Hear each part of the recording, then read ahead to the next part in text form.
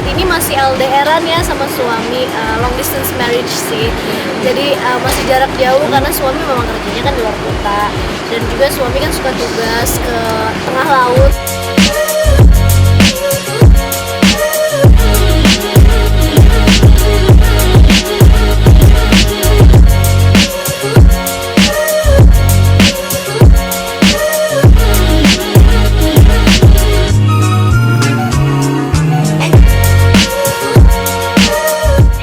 Aku sama suamiku pengen ngobrolin soal menikah nih. Alhamdulillah aku bisa menikah dengan orang yang aku cintai di waktu yang tepat. Memang dari dulu aku punya keinginan untuk menikah setelah mewujudkan cita-cita pendidikan aku. Aku pengen menikah setelah aku menjalankan passion aku dan juga berkarya. Dan alhamdulillah Allah melancarkan semua rencanaku itu.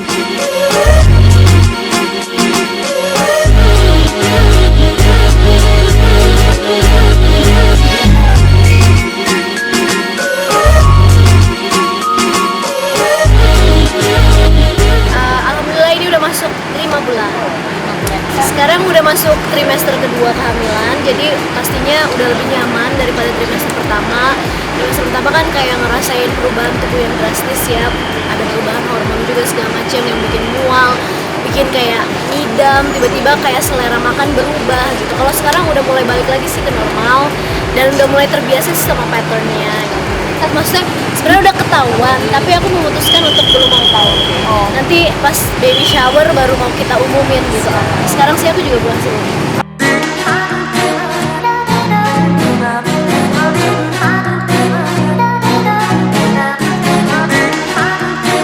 Iya, jadi emang sampai saat ini masih LDR-an ya sama suami, long distance marriage sih.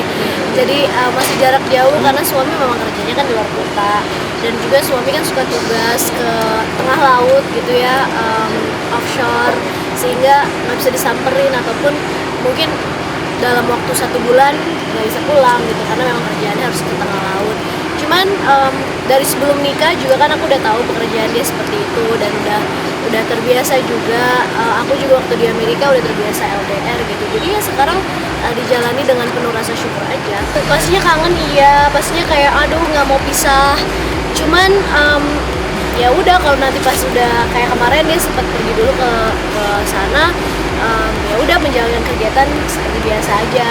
Kangen pastinya iya, tapi nggak terlalu berlebihan lah gitu. Karena kan sekarang komunikasi udah mudah, udah banyak lah alat komunikasi yang bisa aku tahu kabar dia, aku bisa ngeliat muka dia, aku bisa dengar suara dia.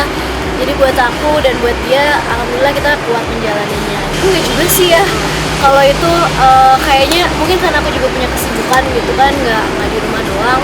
Aku juga keluar kota ataupun kayak menghadiri acara sana sini, meeting sama banyak orang. Jadi lumayan energi aku terkuras untuk aktivitas aku gitu, bukan hanya untuk memikirkan kayak kangen suami atau apa jadi galau gitu. Jadi memang kalau mungkin kita LDR-an, mungkin kita juga harus perbanyak aktivitas untuk diri kita sendiri supaya energinya nggak banyak difokuskan untuk mikirin pasangan kita, tapi bisa difokuskan untuk hal lain.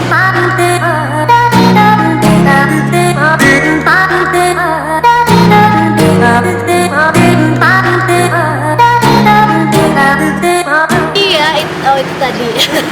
Iya, jadi emang dia banyak melakukan hal-hal kecil yang sweet gitu ya. Aku lagi lihat dia punya kalender tahun 2018 gitu ya. Aku lihat kalender dia, ternyata kalau misalkan tanggal-tanggal dia pulang dikasih love gitu. Terus pas dia udah mau balik kerja atau aku yang pergi keluar kota dikasihnya broken heart. Ya lumayan, walaupun jauh gitu ya, pastinya apalagi jauh gitu kan, makin lebih care lagi gitu sama aku, tentang nutrisi aku selama kehamilan, tentang kayak kabar aku dan gimana perasaan aku hari ini, apa aja kegiatan aku hari ini, selalu jadi lebih kepo dan juga jadi lebih perhatian pastinya, selalu nanyain aku, ngingetin aku untuk makan, untuk minum suplemen vitamin, terus juga susu, apalah segala macam.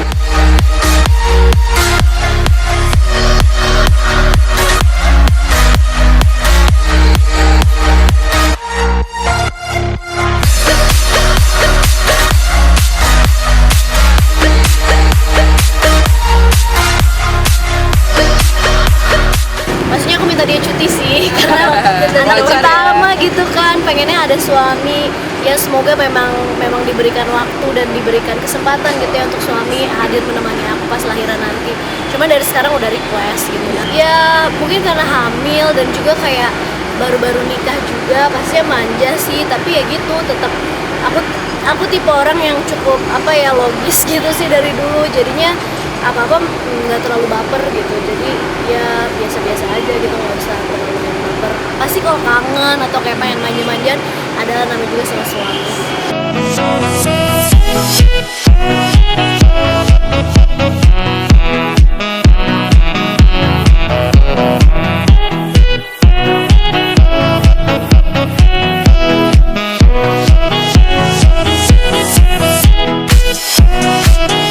Masih nanti mulai weekend ini udah mulai keliling lagi. Aku sekarang lagi banyak ngisi-ngisi talk show di universitas, sekolah-sekolah tentang pendidikan, tentang lingkungan, tentang kepemudaan. Pokoknya banyak kegiatan aku di youth empowerment gitu. Terus selain itu juga aku kan punya yayasan, kita lagi ngegodok satu program yang bentar lagi mau kita launch.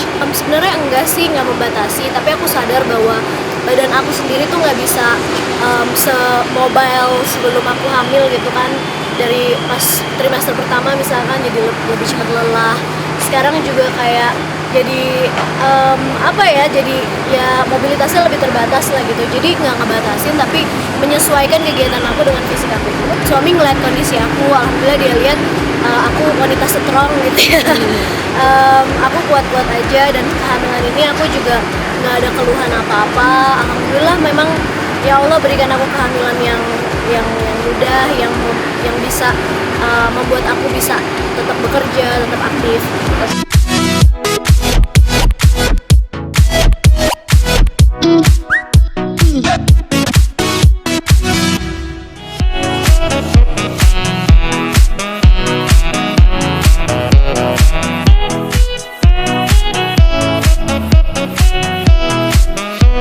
Sebenarnya itu karena memang dari sebelum nikah emang udah sampai akhir Februari lah udah keisi gitu jadwalnya.